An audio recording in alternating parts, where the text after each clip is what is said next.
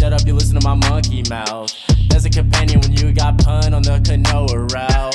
Hopped in a portal and got in a fight, Elias knocked him out. Bow, Naruto fighting style. Bow, UFC he tapped out. Bow, we win, we get crowned. Monkey mouth, monkey mouth, monkey mouth, monkey mouth.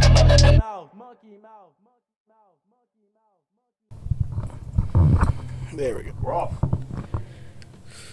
All right, man. Welcome to SUYL. Let's get you introduced, man. Hey guys, I'm Brian Liu. I'm an Austin-based cannabis entrepreneur and a stay-at-home dad. All right, brother. So, like, we were talking about the evolution of coffee. Yes. And so, like, my sister and my cousin, like, they're like, I'm not a huge coffee drinker. I did like coffee. Like, I worked in like a couple of coffee bars growing up. So, like, I burned myself out. Like, my whole thing was like, I was super basic. Ice vanilla latte, 3 extra pumps. Don't get all crazy with the whips and the other stuff. Like, I was super basic, and that was like, I also think it was like the first thing they made me there. So it was like, it was just one of those things that just kind of like, okay, that's my drink. I'm not gonna like be difficult, you know. Just the person who trained me was like, this is what I drink. It's super simple. Showed me how to make it, and it was off to the races. So my sister was like I said, she and my cousin kind of like went through an evolution of like coffee, where it was like your standard Folger crystals, you know, and then finding finding your own brand of what you like, and then that's funny because I'm firstborn generation here, and my parents are both immigrants from Taiwan. Yeah. And then my dad, even working, expected my mom to know how to make a cup of coffee. Right? Yeah, right. I mean, I think there's like what are you talking about? Like, there's like a whole movie about like you know like kind of that like knowing how to make a good cup of coffee. Yeah, exactly, right. It's like a movie premise. And then it's like, other than like learning from the commercials, like a Folgers commercial back in the day, right? Like, how are you actually going to know how to make a good cup of coffee, right?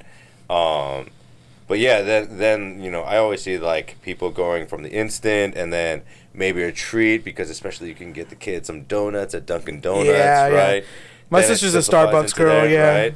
So like, but even before Starbucks, I remember like Dunkin' Donuts back in the day being like the clout that like Starbucks has like now. I don't know how close you were a stone's throw, like being close to Canada, because you're like up north. I don't know how. No, yeah. So like also like say for my wife, for instance, from Boston. Boston, okay. There's not allowed like Dunkin' is the supreme. Well, I was gonna ask like have you ever been to like a Tim Hortons or anything like that? Tim Hortons, I have. Yeah, because that's like that's Canadian based, and like they're all about their coffee. Yeah, they're invading like what's it called? They're encroaching. Upstate New York. You know, like I saw them in Rochester because they were like an egg bagel sandwich. You know, I'd rather have my like that used to be my favorite thing to make when I worked in a cafe.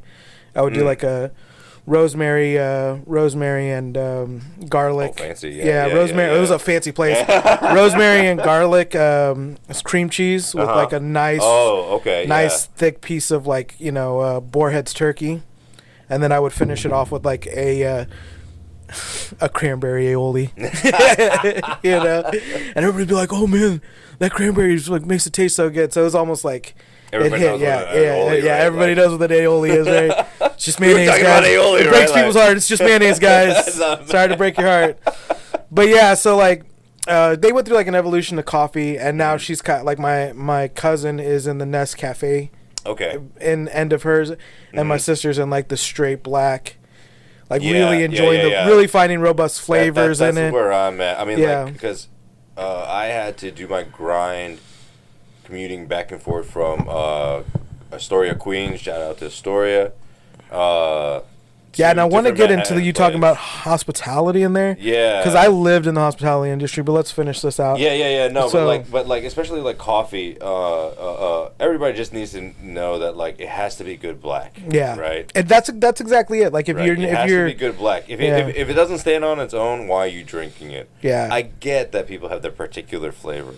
But you could do that with any coffee, right? You could do that with industrial coffee. If you're going to enjoy a cup of coffee, A, it shouldn't cost you an arm. I mean, think of it. I don't personally think Starbucks coffee tastes that good. To be honest, like I mean, it's a tad burnt. There's there's a distinct flavor tones that like you can tell that it's not they got it basically on like a what's it called, conveyor belt. Exactly, right. The whole industrialization but of it, right? The great thing about being around here is you can find small shops that are gonna like give you artisan beans and like people who are really kind of taking care of it. And we got that right here in Taylor. We got that the Good Strangers, and the guy Brian, I think it is. He actually roasts the beans himself. And there's been several people in and out that are roasting beans. My thing is to introduct Kahlua into people, like getting people to like really enjoy Kahluas. Okay. I think that would be a great idea to get like one of the local guys around here. I actually just recently.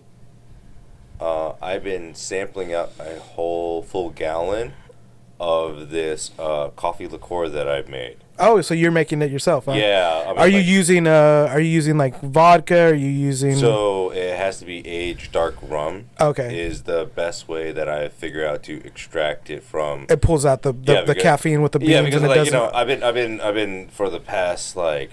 I guess like I don't know what it is about the alcohol and the coffee that they're pretty soluble. Like they work well together. So it's like you think about it. Like I think about it as the same as like in cannabis. There's a lot of different ethanol extraction methods and stuff like that, right? Ethanol is such a good mechanism in order to extract proper oils, right? Just think about oils and such. It doesn't mean how thick it is. Yeah, but, just oils in general. But coffee beans have oils. Yeah. You know, like that's essentially the robust flavor. Yeah. You know, they're drawn out. You know. I learned about all these different things just so I can make sure, like, okay, where to know the right questions to ask, so that way the coffee's consistent, right? So how does coffee play into the sciatica? So so that's what we've done. So especially with the oil, as you extract it, I've learned from different businesses. Now I don't have the formula, but I know that coffee is a great product. Yeah. And then some geniuses found a way to add cannabis formulations into the so it's essentially like kind of like it's infusing the bean with an actual formulation, because like like in the cannabis industry there's a lot of oil that's all just like formulated. It's a lot of there's oil is the base because of the fat lipids, right? Yeah. It's what's going to be latched onto. So you're talking about how do we find the most effective way to use that oil to replace maybe a oil somewhere else, right? To get the same end product result as like the food essential. I wonder if that's why. I mean, you'll find that cannabis works really well with certain wines. I don't know if maybe it's because of it not being as strong as an alcohol, so it's not being, and it's also coming. It's derived from a food base, so maybe it's able to like pull in that oil a little easier. You know, like I always. Well, I mean, everything's derived from a food base. When I think about these situations, like especially like pairing, I think about. I hate wine, by the way. I'm sorry. Oh yeah, don't worry. You know, obviously. Whiskey. Shout out to the hospitality of this man. Yeah, thank you, man. I appreciate the hospitality, man. Oh man, so. But I mean, like wine, like say like all those wine connoisseurs, like wine and cheese is easy because wine, cheese, and fruit. You know why the fruit's there? The fruit is to clean the palate, right? Yeah, no, it's really, especially if it goes wrong. You don't get the right one, right? Yeah. I was joking with one of them, like I ran into a sommelier, because I worked in the liquor industry for 7.5 years.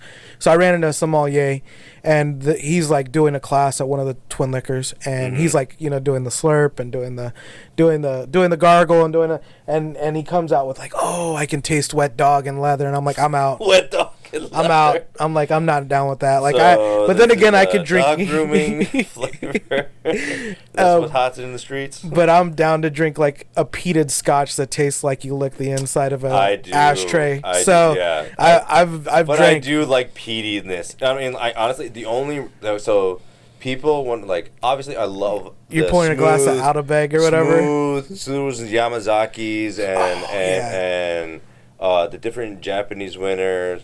And then, shout out to the guys who literally let these people, like, they were able to collab with each other very, like, beautifully. Yeah. There's some really amazing Japanese whiskeys. There is. And, like, also I would, like, you have to appreciate Japanese whiskey, because it was also, especially in the U.S. market, when you're only used to Scotch, the debate. I mean, the argument. Rarely people even understand what an Islay is, right? So like my personal favorite thing about an Islay, or I think it's an Islay, is how the water splashes off the rocks and pulls in the minerals, and that's where you get that like iodine. You get the you get the smoke from the really cool stack houses that it's made in. And some people don't like that smoke, right? So that's what I love. So you're gonna want a Scotch with no smoke. God, this liquor talk. Yeah, I mean, like you want a Scotch with like no smoke that's like really good. Like, that's really gonna get you like to enjoy Scotch and maybe like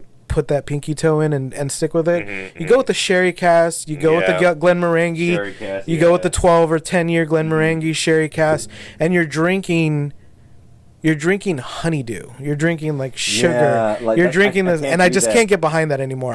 It's like you're literally in your mind. You're like, this tastes like sugar. Yeah. Even as light as it is, if you're used to something deeper, you go for like an Ardbeg, or you go for like a Glenmorangie, or not Glenmorangie. I would say what's like a McKellen Islay, and you're gonna try and like, jump back into something that's like a Kentucky Scotch whiskey. Yeah. I mean, a Kentucky whiskey or a Kentucky bourbon. Or you're gonna try and jump back into like a Tennessee kind of style whiskey. But like back to the Islay stuff. I love, like you were saying, the smokiness. Yeah. Because it always reminds me of like even different styles of like what you get as smokehouse, Texas barbecue, right? Yeah, it's great. I mean, they compare well with a brisket. Like if you, especially, I'm a burnt ends guy. You know what I mean. Yeah, so like a burnt ends guy got to have something a little bit peaty. Yeah. And I mean, on its own, like, a little bit Ice Cube, maybe. I'm a neat guy, so that's that evolution, man. I was like, ice it down. Let's see what it's gonna taste like throughout the exchange. Yeah. And then as you get like through the ice melting, how it's gonna maybe pull out some of the different flavors and different notes. Or it's gonna maybe just not even help and water it down. Like you can find things, but you go through that like of evolution of really drinking that and then enjoying it as the steps go for like wine stuff, like too, right? Like, well, I hated wine. I know, but they were like always the methods. It's there. We're just too acclimated to the product. Like it seems like the process. Yeah. Is like well, the funny thing is like we're just snobs in different fields. Yeah, right? We're just no, man, I like my smoke, and he's like, and I like my red dog. Vodka, so. Yeah. Oh man, and then there's some guy. There's vodka, and then red. Further along that there's gin. I mean, like I'm not gonna diss all this stuff. But okay, man, I'm a gin guy. I mean, I saw that. I know. So like, if I'm drinking, I was curious, like but like but God, okay, I went through my 20s drinking gin. Okay. Right, and so you're poor. You're in your 20s. You want to drink, but you don't want to spend. So I'd get like $60, maybe $30, and I'd go. It's super simple. You get two gin and tonics that are gonna make that with the like Taka gin that's like, what is that called? Well gin. They're gonna make it with the well gin that's like trash. Yeah. You get 2 or 3 of those into you. Bottle gin. Yeah, you're $17 deep, right? Yeah. I'm 30 now, so you're probably like maybe like $25, $30 deep now. But like you're $17 deep in 2011, and then you end the night with 2 Tanquerays or 2 Bombay Sapphires on ice, and it just caps out the night where you stay drinking gin, so you're not dying the next morning because you mix. That's still a lot. I'm a fat fuck, that's dude. That's a lot, man. I'm a fat guy. I can like, drink. I just like, I've been even thinking about like, what did I do around that time too? And it's like, I killed a bottle of Red Stag and hated life one day. Like I've killed a bottle of Red Stag. I'm not bragging about this. Don't do it. Smoke weed. Feel better. Yeah. Don't drink and also don't use food as a crutch. I concur. But let's not get too preachy. But I'm just saying, man, if you're gonna do something that's gonna quit lying to yourself that after you're drunk that somehow the pizza is gonna soak up the alcohol in your stomach. Yo, that's a lie. It's already in your liver. Toss me my phone because there's a recipe on there that I wanted to see. I don't care if you like how hard you toss. Great toss. Right, but there. So we were talking. So you were talking about the hospitality industry in Yes, New that's York what we were City. talking about. Yeah, On The Ones Who Woke Up, catch it. It's an Yeah. amazing podcast. I was on the edge of my seat through the whole thing. But what you were kind of talking about was the hospitality industry and there, and it was kind of like a you scratch my back, I scratch your back kind of mentality. Like building, and it was kind of nice because you were definitely building a good rapport with them and really making it essentially a family. Because sometimes you see by the hindsight. So the background was also is like so after my grandparents emigrated from Taiwan, they came to Jersey, right? And then how Americanized were they in Taiwan? Were they pretty Americanized? No. Okay, because I know that there's like a military base, and like some of those guys come over, and it was real. Seamless. It was almost like country bumpkin kind of stuff, or like not really, but like they lived in Taipei. I mean, like they had a life there, right? Yeah. But you know, opportunity is more is like coming to America, right? Like it's this thing. I mean, it's where dreams were built. Yeah, exactly. So like, there's more opportunity without having to step on more toes. That's the main thing, right? In the culture. So, when they were also here too, like, they emigrated into Jersey, and I even remember going with my grandma from Jersey, taking a bus through the Lincoln Tunnel into Chinatown, Manhattan, and then all those guys that is doing that Louis stuff in front, we would just walk past them into a shop, and then all of a sudden, like, dude, there's a lot of tunnels in here, right? And so that's how, like, you know, we knew some of the that kind of hustle mentality flipping, right? Even so funny that, like, my mom and dad met at the Syracuse flea market, that annual thing. So, like, you would bring all the inventory you can because you know you're going to sell out, right? Yeah. And that's kind of like your ACL of the year, right? That's your South by to make some income, our flea market right? burnt down, man. That was such a sad state of affairs. Like, our big flea market, I don't even, it's like going towards Austin, like that, it became like a shell of what it once was, man. That thing was insane. But so they met there. So they met there. It was a meet cute at an antique shop. Yeah. You know, it's funny because, like, you know, my mom was helping her parents and stuff like that.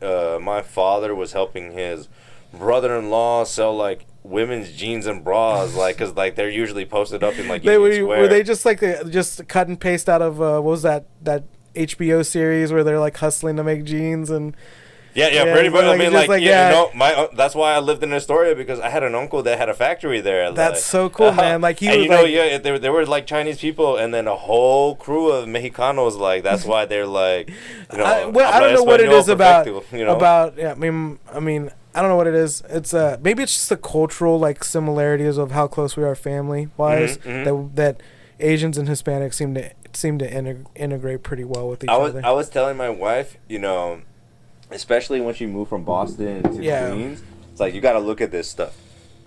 Look at the guy in the back who's actually tossing that walk. That is not the Chinese guy. Like, but the owner, interchangeably, is really funny. There's a lot of places in Queens that I like to go eat where they speak good Chinese, both Mandarin and Cantonese. Yeah. And the owners also speak Spanish. Yeah. And then, you know, hombres understand, like, everything saying and speaking a little bit back, so, and they're taking care of each other.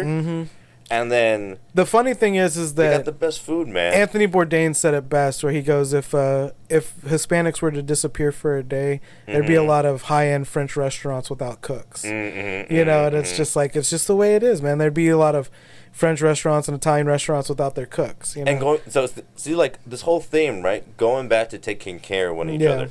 That's why, like, you know, when I see how hard some people are, especially, you know, like, hey, shout out, fuck Yelp. Like, these kind of organizations that you are building your clout on the sweat. They weaponize. You know, just because some people may be too lazy to go check it out for themselves, that's good.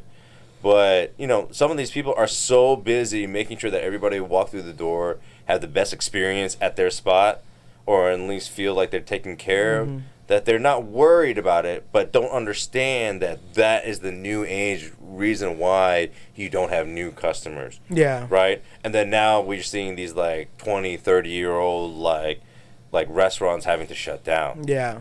Well, I mean, they weaponized criticism to a point where they were able to blackmail and like take from the people who this is essentially supposed to help. Mm-hmm. I have a whole thing about Road to Hell paved with good intentions. I even saw like one.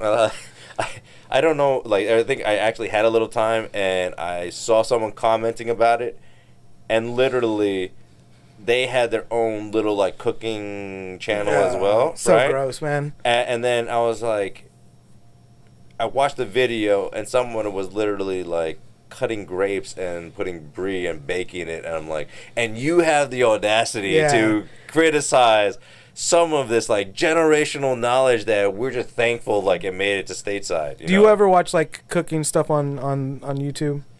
Oh yeah, I've even got my son into it, especially around like pizza. There's this one bite. Everybody knows the rules, or what? That's Barstool Media. What is his name? We watch a lot of like because I have been getting inspiration from Bon Appetit. Okay. So we do watch a lot of like Vice like old school shows. Bon Appetit with them and the like them and like the Gene. No, the everything. Yeah. Do you watch Binging with Babish and stuff like that? I haven't. Binging with Babish is awesome. Definitely go back and watch the evolution of Binging with Babish, because like he shout out to people who started out small and just get like he's got a killer kitchen now. I mean, he started off in like his apartment and then just built up. I recorded out of my bathroom. He's recorded out of his bedroom. Like, we've come from the bottom. We're here now, man. I'm not gonna say this is the top, but it feels good to be here. But yeah, so this is the new craze right here. This has been it for like the last like 2 months. Tomato in it. Oh, okay. Yeah. So, okay, I grew up on that. Okay, great. And I hated it. So do you like it now? Dude, I fucking love it. It's the best thing in the world. So like what we're talking about, I'm sorry, because like I didn't like. Okay, so this is right. a simple egg and tomato thing, which is like, it's kind of like when you come from very simple cultures that like the things around like rice and egg. It's very easy, super like light variation, usually seasonal vegetables.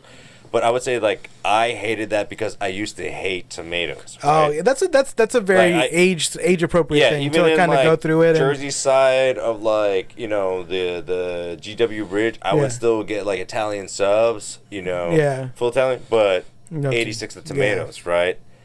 Then later in life, like as I actually started to appreciate tomatoes, I came back to this, man. Now, so essentially, it's a super simple dish. You get 4 to 5 eggs. It's essentially sunny side up style or over easy, and then you work with the tomato based kind of like sauce, and you can build off from there. I've seen it done with chorizo to make it Mexican style.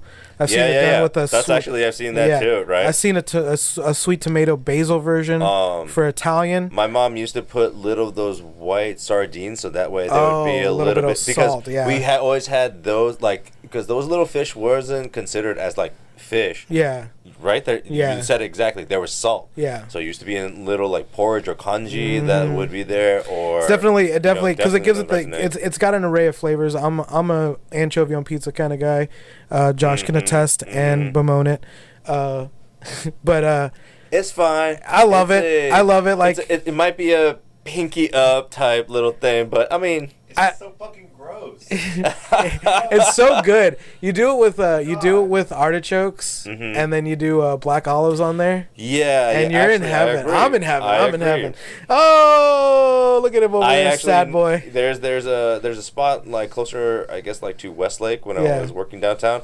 They actually 3 Train, if it's still there, they actually have one of those setups. So essentially, it's a tomato. You can do it. You can. Yeah. Actually, like some people like I think like it's so easy to do tomato paste because we didn't actually have like say like we loved Italian, but we didn't have like sauce. Yeah. We didn't have hard tomato paste to make any like rice because that wasn't mixed in, right? So my mom would just be like dicing like tomatoes because it's kind of like in my dad's mind he's always calculating actually grocery procurement price per meal. That's great though. You know what I'm saying? I mean, yeah, he's trying to get most bang for your buck. Yeah. So like then okay, you're not eating some tomatoes. You're not eating one day. You're eating 2 days, maybe even 3. You would care more about like how many eggs did you put on it versus like there. And I didn't. Where's that protein coming? What that protein is and how long is it going to stretch? I mean, shoot, you're talking 2 pole boys, man. I come up, rice and beans. He's come up. Rice and beans. But that was me in high school though. Yeah. Like man, I tell you, I get so dark that like cops pulled me over just because they thought like, wait a minute, you're not Spanish. Literally, guy said that. Like, and my mom, why does it smell like fajitas in here? You're not Spanish. Yeah. Because like I have that tone that like, cause like Taiwan is an island. Some of us got that dark gene and. I know some of that dark gene come out, but like it was just funny. But platos, like especially just getting some like simple enchiladas, only paying like $5 for the whole big old plate. Yeah, the thing is that the great thing about finding these cultural guys on YouTube is me and you were kind of discussing this before we jumped on the podcast, and he said something that really struck a good chord with me. He said, "There's no such thing as cultural appropriation when it comes to cooking food." But there's definitely a cultural disrespect. He's like, so if you're gonna make a thing that my grandfather's worked 10 to 15, 20 years, a lifetime on perfecting, he goes, and you come in very laxed and lazy, and you don't change things to make it better. You change things to cut corners. He goes, that's bastardizing. You're bastardizing something that's personal to my culture and my family. He goes, but if you're taking the time to respect it and you're taking the time to get everything correct and maybe building onto it, he goes, then that's a cultural appreciation that I can get behind, which is great. I mean, that's kind of like where I found it, that like, you'll find these people who can take that cultural appreciation and build onto it, or even incorporate it, which is great. I mean, you were talking about incorporating different styles of Italian into a sushi that your aunt was doing. Yeah. So which is amazing. I mean, I don't even know how this is going to work. So instead of like say in that instance, I believe it was like instead of a traditional tempura, like batter. I think she did more of like a Rock Island, but calamari style. Okay, great. Like batter, right? I mean, they said that like the California roll and all of these things that come, these are larger portions, different stuff that's basically easier for the average American to kind of enjoy. I highly recommend man, I'm gonna misquote this, but there is definitely a good documentary about Chinese American food. Yeah. Right? Especially like the wave of chop suey that made Americans love Seinfeld made it. Well, Seinfeld made Chinese food famous. Yeah. Movies make Chinese food famous. Yes. Because it was always like the thing to eat. Money people ate Chinese food. So you had like, I'm sure that Wayne's World.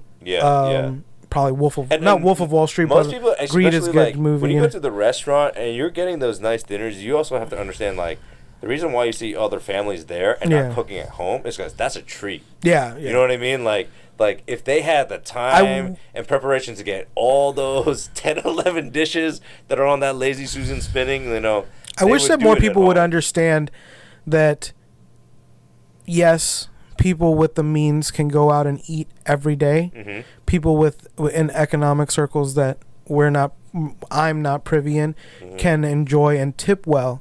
But you also have to take time and respect for the guy who's worked, 45, 60 hours, 70 hours, and his kids want to go and get something that they don't have to sweat in a kitchen for. They can literally have someone else cook it for them, and maybe they're leaving a smaller tip, and maybe they're looking at the menu a little bit longer. Maybe they're seeing what can stretch on it. But that's a time thing that's kind of been pulled away from us, because I don't know how old you are. I'm 35, and I assume you're probably in this. I'm actually 35 too. 35. Bro. So you see these like this when we were kids, it was Friday and Saturday. I didn't even know restaurants existed on the weekday. You got them on Friday or Saturday, maybe once or twice a month, or if you were a church person, you got it on Sundays, once or twice a month. And now it's like kids grow up on fast food and restaurant food, and Yeah. It's simple Yeah. prepared meals where like these simple prepared meals are amazing. They're great. They really do cut down on time. But that's family time, man. Preparing food, helping parents like get tables set. It's definitely a cultural thing that as an old man, get off my lawn, I've seen, you know, like, oh, I'm so old. Yo, I miss back in my day we cooked. Back in my day we all cooked together. Back in my day we all cooked together and ate in restaurants. At one point, like that sounded like a really house. And some kids were like I even caught myself. Some kids were trying to take a shortcut through like my yard, and I caught myself like, "Yo, what you?" I'm like, "Oh my god, I'm there." You're literally I'm there. like, you know what we call that? The three kids path, because that's what it looks like now. Thanks. And then it's like they just like, you killed my grass. Here's the bill. No, craft is. I think is like also like with craft like some people. You know what's the one topic that people like you can bring them down to understand that a little bit? Yeah. Barbecue, man. Yeah. Right? Like universally everybody fucking loves barbecue. Well, I mean, right? What is it? Louis Mueller's 10 years ago. Sorry, Louis Mueller's. But Louis Mueller's 10 years ago, maybe even like 15 years ago. I'm sure they still have it, but they were having people from like, you know, Japan, Germany, different places who were ordering it because they came here and tried it, and they would stick them in like, you know, frozen and mail it because people would wanted it. Yeah. I mean that's a Louis Mueller's of like yesteryear, but like I mean it happens. There's plenty of like barbecue restaurants that are internationally known and asking, you know, and being brought in to cook for private equity firms and being asked to like, you know, do things with like I had a guy who he was in a Spurs commercial for HEB because of barbecue, you know? Yeah. Because of like his best friend was a good barbecuer. He's a cook, so he was like through like social contracting, like of them all coming together. They were in a Spurs commercial for HEB because of how good they could cook, you know, how good the barbecue was. You know, so barbecue is like universal. But I'm just saying like the barbecue is definitely a great way to say that, like, you know, that takes work. Yeah. Right. So you absolutely have to respect that craft, right? Like I remember my father-in-law came through and he has, I mean, he's from Boston, right? Yeah. He's actually like a Cantonese chef too, so he's also, you know, very particular. Yeah. But it also means every time I go with him to go eat something, it's like, oh, you know, it's gonna be top notch. Bong. Yeah. But what was that? Bong, man. I love it. That means like, you know, like, and then at the end, like, we even took him to obviously, like, you don't have actually too many like great Chinese restaurants here in Austin, right?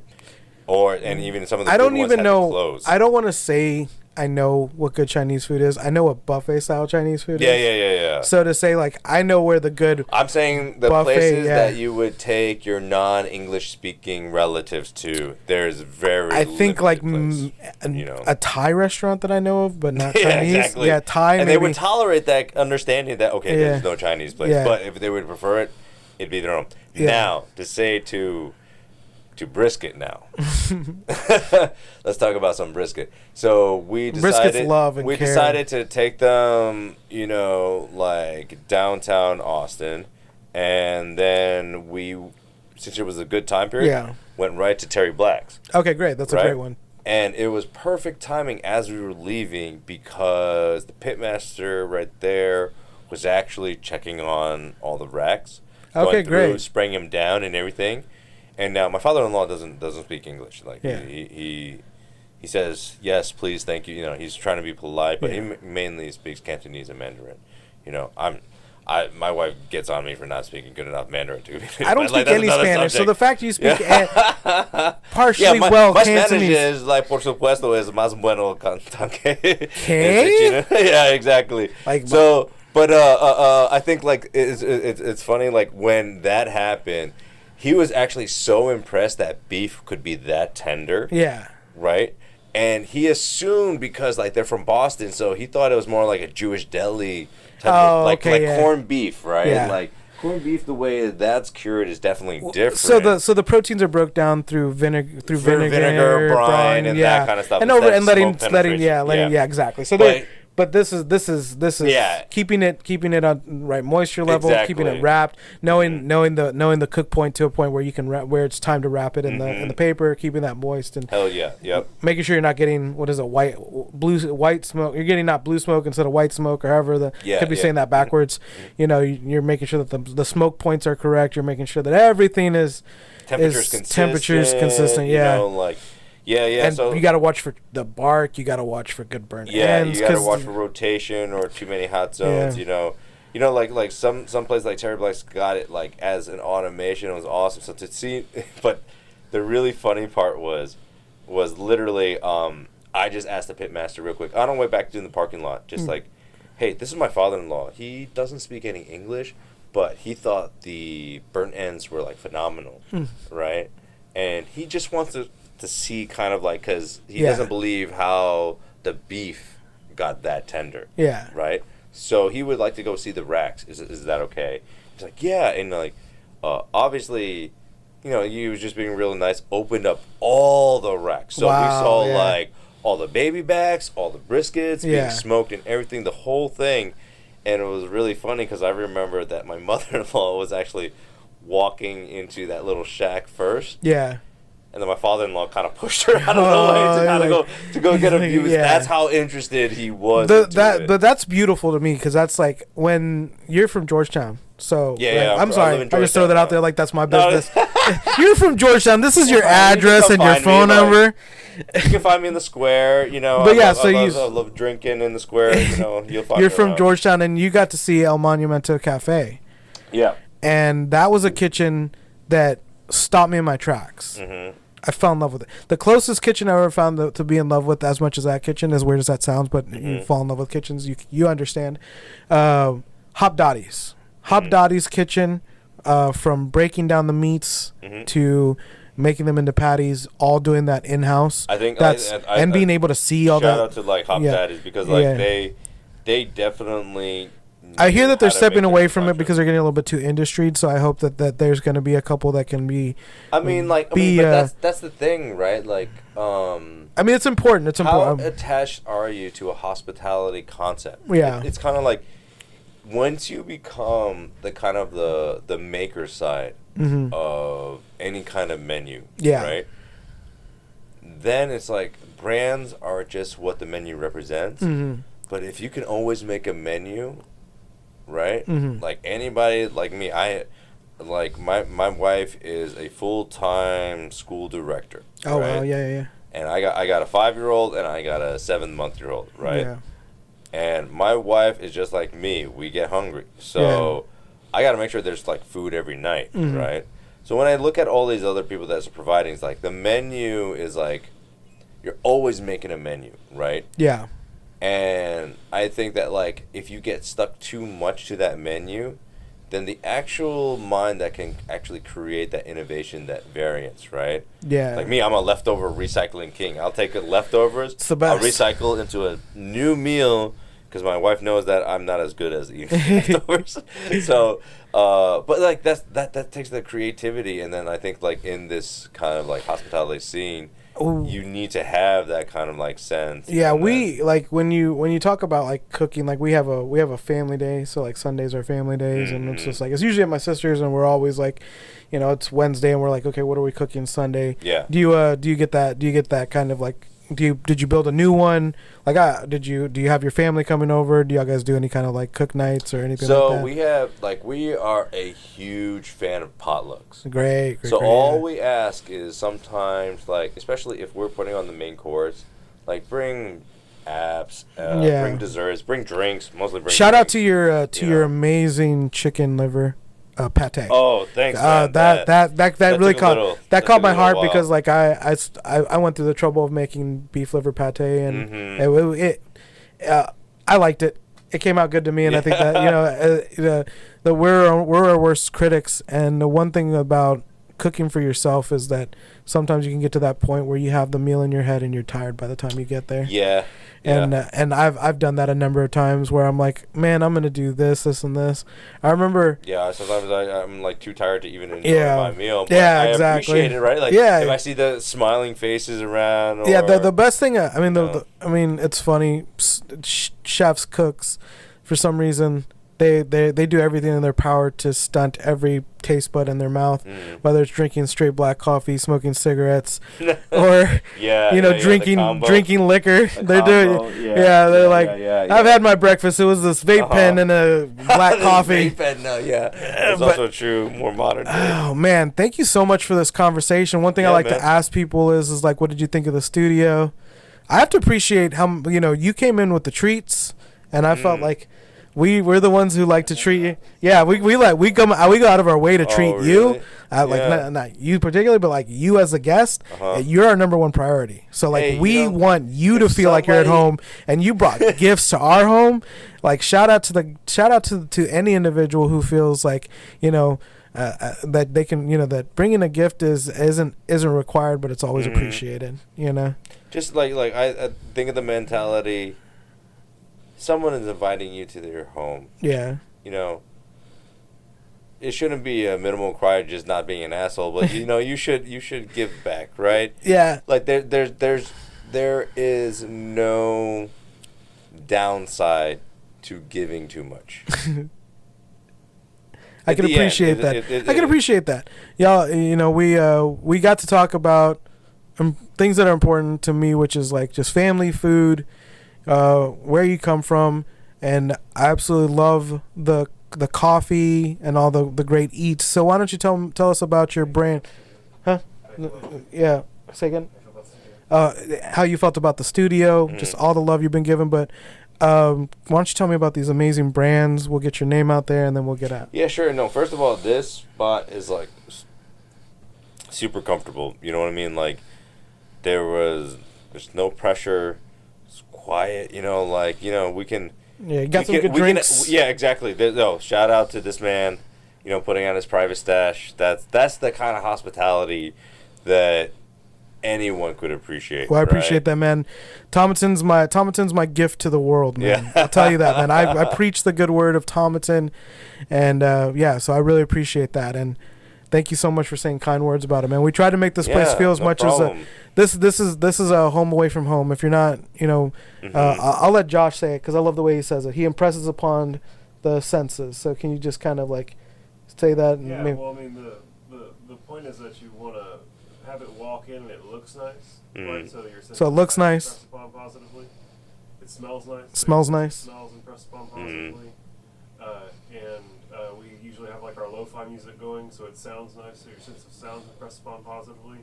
And that's 3 of the 5 primary senses that are immediately being impressed upon positively when you walk into the door. And it's really hard to like have a bad time whenever literally you're being bombarded with every measurable sense positivity. Oh, okay. Yeah, I would get that, but I would think also that like just you being the friendly demeanor and just like how we kind of just shout out to Josh is like sometimes like we know that we have kids and we are businessmen, but also it's good to have somebody else just check in and just seeing like, hey, how's that mental health? Mental health is important to men. Let's not. Yeah. I mean, I literally had a buddy kill himself not a week ago. Yeah, mental health is important. You gotta check in on your people. If you and don't be afraid to tell people that you just met you love them, man. Because if they're making this world a positive place, and they need to hear, dude, you are loved and cared about, man, woman, whatever, everything in between. Let them know that at the end of the day, the greatest thing you can do is just come with kindness. Kill them with kindness, man. Say you love them. Say it often. Make it awkward. Make it awkward. Yeah, say it often. Make it awkward, man. That's good. Make it awkward, man. Because like I mean, I have no shame in telling Josh I love him. Man, he rolled into the fold of my family pretty easily. So he's definitely a brother now. But I try and make it so that, as pissed off as I am for having to work a real 9 to 5, you'll never see it on my face. I'm gonna make sure that in the environment that I build in this corporate landscape is going to be positive. You know, and whatever. Well, I will say that like with all the ambitions, you know, like you know, we love our products because you know it's things that connect us. Yeah. Products don't mean shit without a mission. Yeah, exactly. They don't mean shit without a mission, right? Yeah. And so, if you're not in this to really help people to feel well, I mean, better, the great thing is you helped your wife with yeah, the I mean, certain like, part oh, with it. so like even like the coffee, like my wife has like pains and like she loves being a teacher, right? Yeah. But being on your feet all day takes a toll, Yeah. right? I mean, like, I couldn't even imagine with some of the other people that I've talked to with, say, like, fibromyalgia or my mom suffers from MS, that, so yeah. you know, like, Yeah. so I wanted, you know, and then the whole cannabis industry is, like, super powerful in the way that it can affect change. It can create products that customize specifically to people Yeah. in a very fast mode like pharma is, Yeah. right? But at the same time, it's there for profit, and profit motivates only more of, like, say, like recreational. Yeah. Then what I would love for more like Medicinal. medical and at least Spiritual. a wellness type Yeah. of approach, right? And all these things, like they definitely help, you know. So let us know the name so that we can make sure that. So we have Drops of Life. Drops of Life is a THC-free product line that actually has some of the best formulation of cannabinoids. It's not only CBD, but CBG and CBN as well. So they have a whole line that's ready to help you with everyday pain, all the way to if you get a little bit too anxious, anxiety, or can't sleep, the right amount of nootropics, so that way you're not reliant on anything like synthetic, like melatonin. And stuff I like hate that. melatonin, man, and honestly, like, if you find CBD and melatonin, please stay away from it.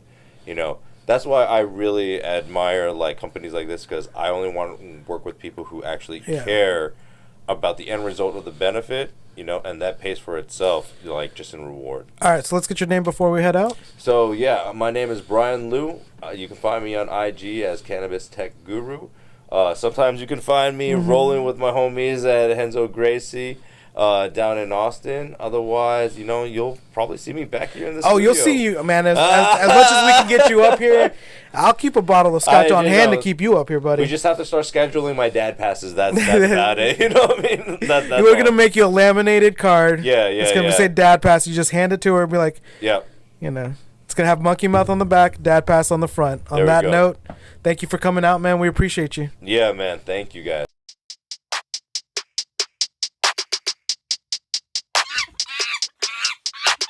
Shut up, you listen to my monkey mouth. There's a companion when you got pun on the canoa route.